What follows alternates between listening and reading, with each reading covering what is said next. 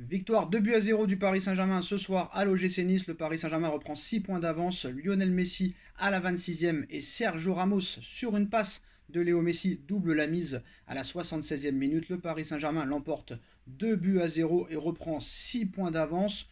Alors Nono, buteur Messi, buteur Sergio Ramos. Faut-il prolonger Messi et Ramos? On va pas exagérer. On va pas, comment dirais-je, argumenter à l'instant T. Non, je suis toujours pas d'accord. Ramos et Messi doivent partir. Mais maintenant, on va parler du match. Victoire miraculeuse, sauvée par un Donnarumma en feu. Voilà ce que je peux dire. Mais alors, on se fait encore bousculer. Qu'est-ce qu'on peut se faire bousculer? C'est incroyable. Et il va vraiment falloir penser à construire une équipe. Tu ne peux pas jouer sans milieu de terrain. Mention spéciale à Nuno Mendes et à Danilo. Danilo, c'est le seul soldat qu'il y a au PSG. Mbappé, faudra commencer à se poser des questions. J'espère que les journalistes vont se réveiller, à force de dire que c'est le plus grand joueur de l'histoire, surtout ceux de l'équipe. J'espère qu'ils vont se réveiller. Un Mbappé invisible. Alors, est-ce qu'il nous fait encore un caca nerveux? Est-ce qu'il a plus envie? On le saura dans quelques jours. Bon, voilà, c'est tout, Sacha. Mbappé, il a joué? C'est ce que je te dis, un Mbappé invisible. Euh, pour l'anecdote, quand même, c'était de l'ironie sur la question, sur la prolongation de Messi et Sergio Ramos. Je tenais quand même à préciser. Oui, on est bien d'accord, bien sûr. Alors, Nuno, bon, Nuno Mendes, très très bon. Apparemment, il serait sorti sur blessure à la fin. Ça, c'est encore le problème avec Nuno Mendes. C'est qu'à un moment donné, il s'est blessé. Et ça, c'est ma peur avec moi pour ce joueur parce qu'il est vraiment exceptionnel. Mais je pense quand même que ça va être un joueur qui va être souvent blessé, malheureusement. Je l'espère pas en tout cas. En tout cas, apparemment, ça n'a rien l'air de grave. Mais bon, en fin de saison comme ça, je pense que ça n'a plus aucun intérêt de voir un petit peu, de s'inquiéter de l'état physique des uns et des autres, parce que j'ai l'impression que plus personne n'en a rien à faire de la fin de cette saison. Euh, Galtier aussi, très clairement, ce qui m'a fait rire, c'est l'entrée de Zahir Emery à la 89e minute de jeu, alors que Carlos Soler, crème solaire, est inexistant, Fabian Ruiz est inexistant, Renato Sanchez sort à la 9e minute de jeu, Marco Verratti, forfait, le mec te fait rentrer Zahir Emery à la 89e qu'il a mis titulaire au match aller de 8e de finale de Ligue des Champions contre le Bayern. Ce mec-là est un... Je sais pas quel mot le définit le mieux. En plus de ça, ce qui m'a fait rire, c'est que Galtier, à la fin du match, Nono, est parti chambrer les Niçois, parce qu'ils ont fait une banderole d'insultes sur lui. Tu vois Galtier à la fin du match, tu avais l'impression qu'il avait gagné tous les trophées possibles et imaginables dans le foot. Ce mec-là est un guignol, j'ai pas peur de le dire. D'accord, pas de problème, les dirigeants sont fautifs, les joueurs sont fautifs, les supporters sont fautifs, les présidents sont fautifs. Mais alors lui, c'est vraiment un tocard. Tocard, tocard, tocard. Rappelle-toi, il faisait pareil à Saint-Étienne. Quand il gagnait un match important, tu avais l'impression qu'il avait gagné la Ligue des Champions. Il fait pareil à Paris, mais on va reparler un peu du match. On va oublier Galtier. Moi, je vais poser deux questions aujourd'hui. Comment M. Campos a pu offrir 5 ans à Renato, sachant que c'est un joueur très fragile, mais des fois je me pose des questions. Heureusement que ce sont des spécialistes, des grands techniciens du football, incompréhensible. Et puis maintenant, comme je le dis et je le répète, victoire miraculeuse, Donnarumma en feu. Donc on va pas sauter au plafond ce soir. On va retenir les 3 points déjà pour commencer, et puis donc les mêmes mots, toujours les mêmes problèmes. Donc voilà quoi, faut en rester là. Alors Marquinhos, il est magnifique, lui, il est toujours content quand il gagne. On voulait montrer un autre visage, et on l'a fait.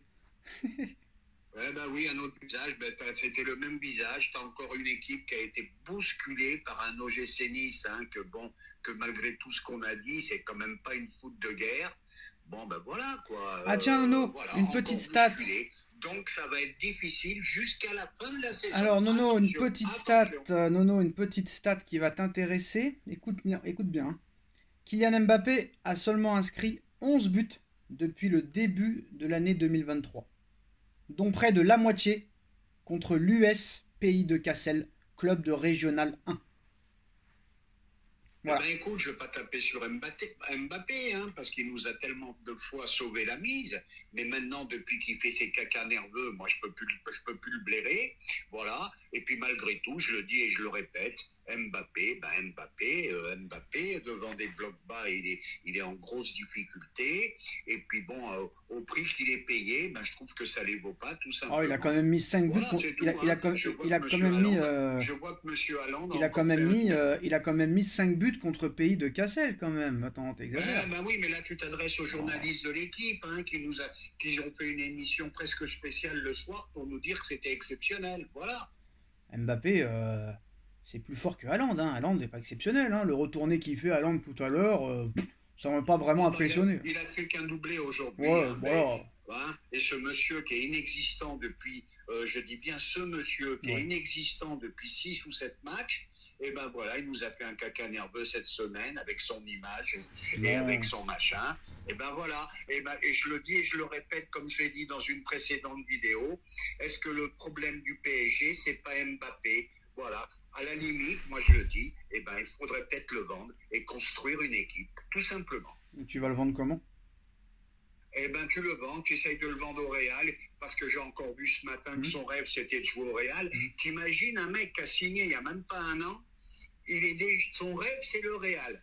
Tu re-signes à Paris, mais tu rêves de partir au Real. Donc faut arrêter avec tout ça, ça aussi c'est un problème. Il y a un moment, il faut prendre des décisions. La décision, c'est peut-être de vendre Mbappé. Ouais.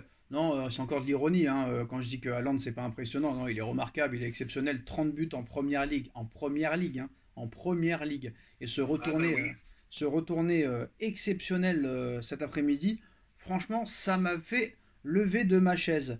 Non, honnêtement, moi, Attention, attention, je m'excuse, je t'interromps. Je suis pas en train de dire qu'Mbappé est mauvais. Je dis tout simplement que je le supporte plus. Le personnage ne me convient pas du tout. non, moi, c'est pas lui que je supporte plus. C'est ceux qui lui permettent de faire ce qu'il est en train de faire. C'est-à-dire que moi, je suis président du Paris Saint-Germain, très clairement. Il y a un seul joueur, je mets tout le monde, hein, les 22, 23 joueurs. Il y a un joueur qui dit dans la presse, qui dit sur les réseaux sociaux, mon rêve, c'est de jouer là-bas. Moi, je lui dis, mon pote, la voie est libre. S'il te vole, s'il nous donne l'argent nécessaire, tu peux te barrer. Moi, Eh ben voilà, le problème moi il est hier là, Sacha, matin, on est d'accord. Moi, hier On est matin, d'accord. Nasser Al-Khelaifi, qui vient au camp des loges, qui a dit, vous inquiétez pas, les gars, le passé, c'est le passé. Vous êtes des grands joueurs, ça va aller.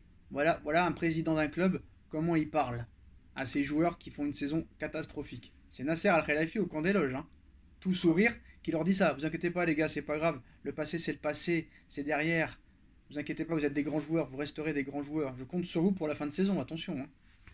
Il y a tellement eu une hype sur lui que voilà, quoi, maintenant il est intouchable. Et alors que pour moi, je l'ai toujours dit là-dessus, je ne peux pas me contredire, c'est un grand joueur, mais il est très très loin malgré tout des Messi de la grande époque, des Ronaldo de la grande époque. Bah, Il n'est pas du tout encore.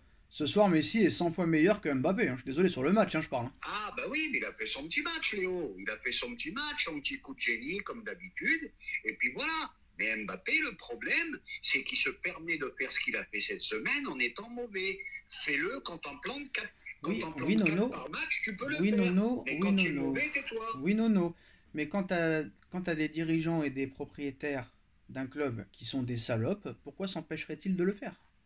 Alors moi, je vais te dire franchement, s'ils avaient des couilles, s'ils avaient des couilles aujourd'hui, avec ce qu'il a fait Mbappé, limite, tu le mets sur le banc, tout Mais je vais simplement. t'expliquer un truc. Je vais t'expliquer quelque chose. Si Mbappé a fait tout ce qu'il a fait au Paris Saint-Germain, que ce soit le match avant Benfica, hier l'histoire et l'attente dans sa prolongation, dans son transfert, mais dans n'importe quel autre club, il aurait été viré comme un malpropre. Au Real, il l'aurait jeté, mais il l'aurait jeté à coups de pied dans le derrière, comme ça. Tiens, en parlant du Real, Sacha, tu m'expliqueras, ils ont été battus 3-2 après avoir mené 2-1. Bah, ils s'en foutent, ils savent qu'ils vont pas être champions. Tout sur la Ligue des Champions, tout sur la Ligue des Champions, qui est l'objectif ultime. Mais on s'en fout du Real, non, je sais pas pourquoi tu me parles du Real. En tout Ah, cas, c'était juste à l'internet. voilà, c'est des dirigeants qui n'ont rien à foutre du Paris Saint-Germain. Pour eux, c'est leur usine Afrique.